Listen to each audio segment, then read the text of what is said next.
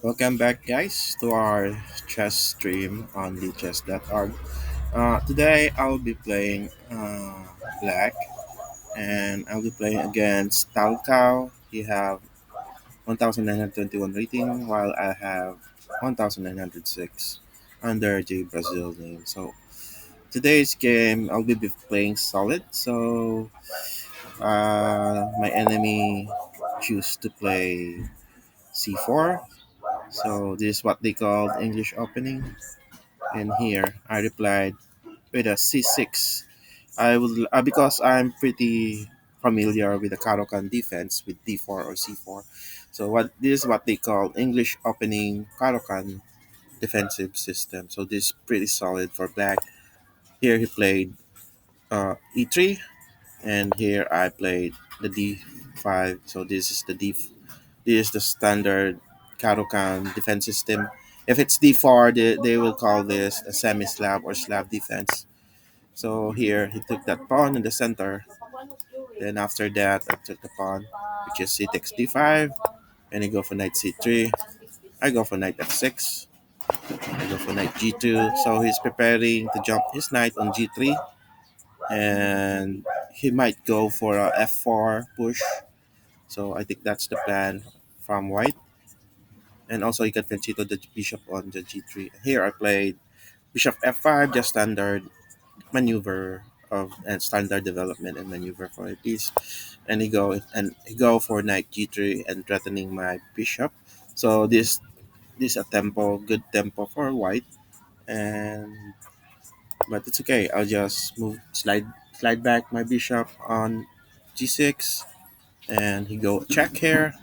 So as expected, I need to cover it with my knight on c6. He go for queen f3. I think this one is quite aggressive. I don't know if this he should castle or something. Based from the engine, he should go to queen queen a4, but he didn't. He chose queen f3. Then I just normal defensive was e6.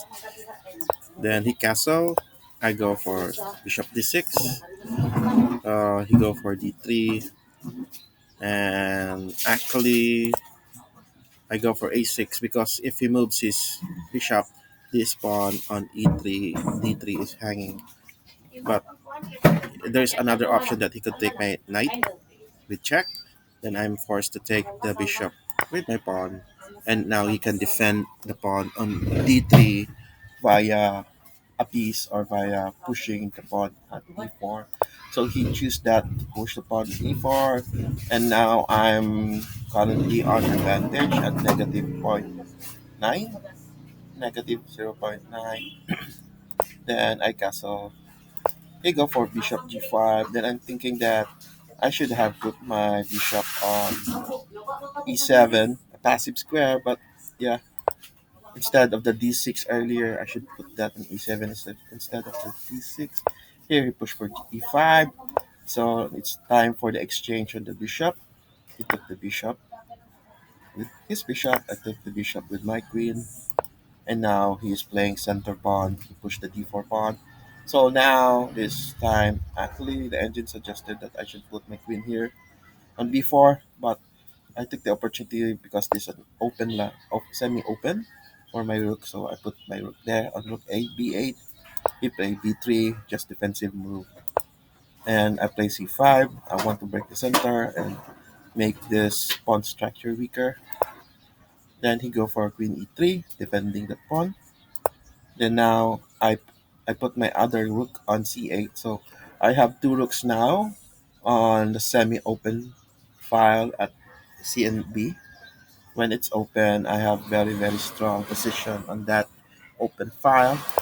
Now he pushed for f4. So this is a bit questionable because this gives a little weakness on the king side. However, it's it's because the problem with this push is that actually it's equal here. When he pushed that, it's blunder because after this, I took this pawn here. Yeah, he is now obligated to take this pawn. I can put my rook at b4, and now because if he moves his queen, I will have a check on this and this pawn and this knight will hang. Actually, the engine suggested that he should take this pawn at center, and I should take that pawn, and it should be okay. But still, it's a piece down, so definitely it is a losing game for. Right? So what I did here is he put his queen on d2. All right. So this is a check here, and this knight on c3 will be hanging. So what he did, he go to f, he go to h1, king h1, and this is now game over for white because this is a piece down. So after that, you go to queen f2. I go to queen d4. I just want to simplify the game, so I was looking for an exchange of pieces, but he didn't do that. Instead, he just run away, and then I chased the queen. I keep chasing the queen because this is now the time for me to exchange pieces and to make and convert this game to an easy win. So here he keeps running his queen. Now I have the opportunity to take the pawn on the center because he cannot eat this knight on e5 because this queen will be open and there is no one defending this queen. So that's a free pawn. So he go back on that square. Then I chase again the queen with my rook, but my pawn is a6 was hanging. I didn't notice that one, but it's okay. I think I'm still good with this game. As you can see, I'm still negative 5.9. Pretty good advantage for black. Negative 6.3. It's just increasing. Here he wants to have an activity with the c file, so he plays his rook at c1. So he's planning to attack my king side. So now I go. I try to exchange my queen, my rook. So I put my rook there, but instead he pushed the pawn. He pushed his pawn on the f5, and I am forced to take this pawn on f5, and he is now forced to take my rook at c3, and then I took the rook at c3, and then he exchanged further, and he make a check on the a8, but that's just what do you call that, needle check. A needle check is just something that you check your enemy without any purpose. That's what they call needle check. Then I put my knight on f8 to defend my king. He took the pawn on d4, so and then I push my pawn on g6 to defend the f pawn. I'm still ahead of piece of a knight. So if everything is converted or exchanged, everything will be favorable to white. But you can see I'm pretty down of time. I have 12 seconds while he have 1 minute and 37 seconds. So I was scrambling in time.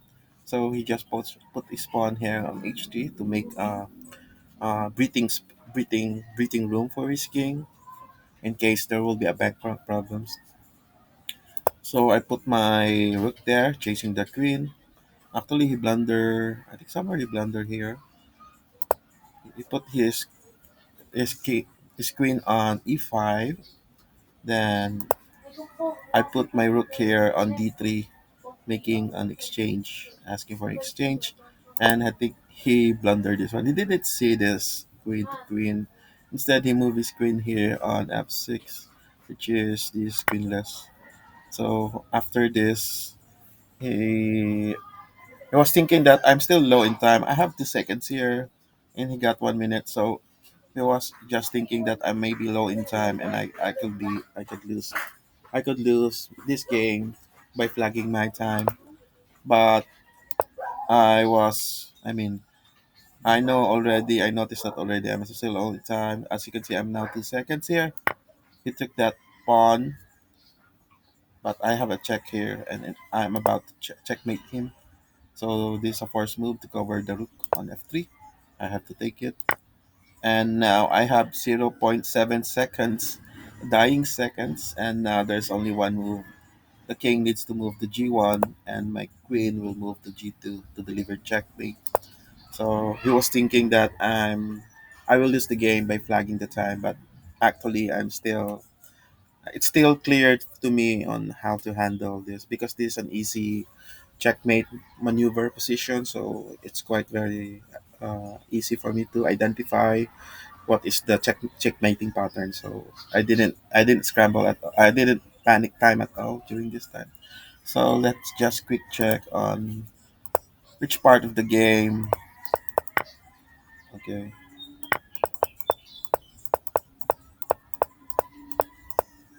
so I think the bad move on this game is when he lose the piece on the c3, this one.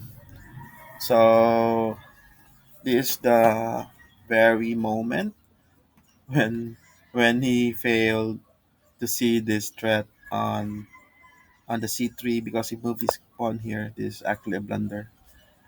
And after that, this several exchanges make the knight on c3 taken, and this is now totally over for white. He have some counterplay there, but I don't think so. It's enough. He will still lose. I mean, in if this was a long game, basically he will lose this game because this is down, and after this he misses that. He misses that queen to queen. He put his queen on f6.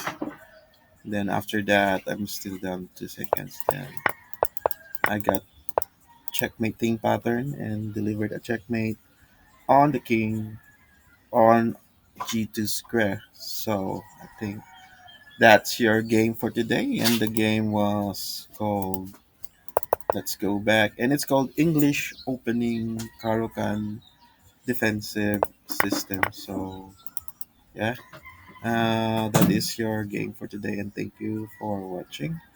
And thank you guys. And have a good one. Goodbye. God bless.